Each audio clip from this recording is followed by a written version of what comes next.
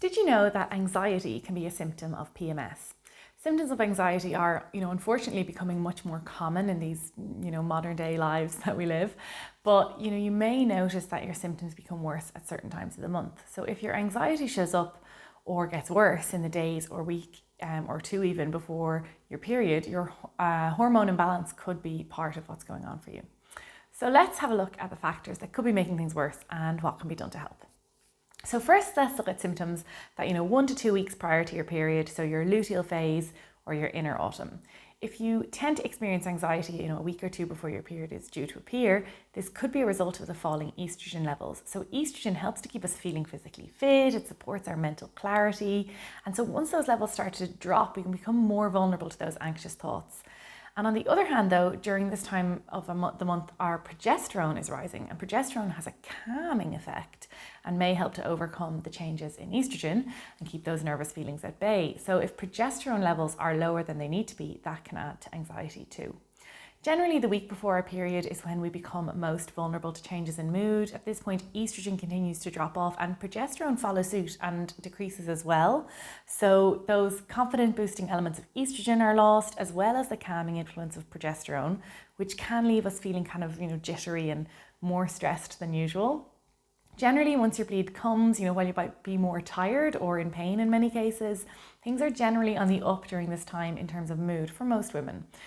By the time your period starts, estrogen is on the rise, having that, positive influence on our mood as well as on neurotransmitters like serotonin, which is part of the picture. This trend continues until ovulation around 2 weeks' time. And if on that kind of rare occasion that you do tend to feel more anxious during your period or just after, it could be that you're more sensitive to changes in estrogen. And after you finish bleeding, then estrogen continues to rise and those kind of happier thoughts are easier to come by, confidence is often higher. So as we know, you may be more prone to anxiety at certain times of the month as a result of changing hormones, but this doesn't really explain why some people are more troubled with anxiety than others. So what else could be going on? There could be a hormone imbalance at play, although generally we don't expect the natural rise and fall in our hormones to create these kind of significant problems for us. It's not a normal part of the hormones changing. But if hormonal imbalance is kind of at play, then the symptoms become more pronounced. So for those with, say, levels of excess estrogen compared to progesterone, often called estrogen dominance, estrogen levels have a kind of a longer way to fall at the end of the month. So this can sort of exacerbate symptoms, bring on a lot more of these symptoms of PMS if estrogen is too high. On the other side, if estrogen is too low, we can struggle to keep on top of our kind of flagging mood as well. Nutritional deficiencies could also be contributing. The sort of natural drop off in our hormones at the end of the month, like I said, is likely to make us feel a little bit more sensitive than normal anyway. But if we're deficient in key nutrients, this can make things a whole lot worse. So magnesium, zinc, chromium, they're important ones for supporting our mood, our cognitive functions, and our blood sugar regulation.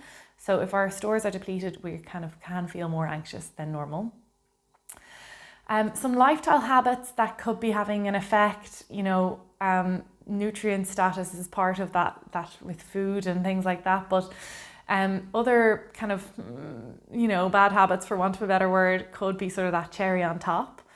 So things like copious amounts of caffeine, lots of sugary snacks, skipping meals, social jet lag, which is a term that I love, from, say, weekends of partying where your circadian rhythm is off balance, you get more disturbed sleep, sometimes a lot of alcohol. This can all make you feel a little bit more anxious than you'd probably like. So here are some practical steps for managing this anxiety.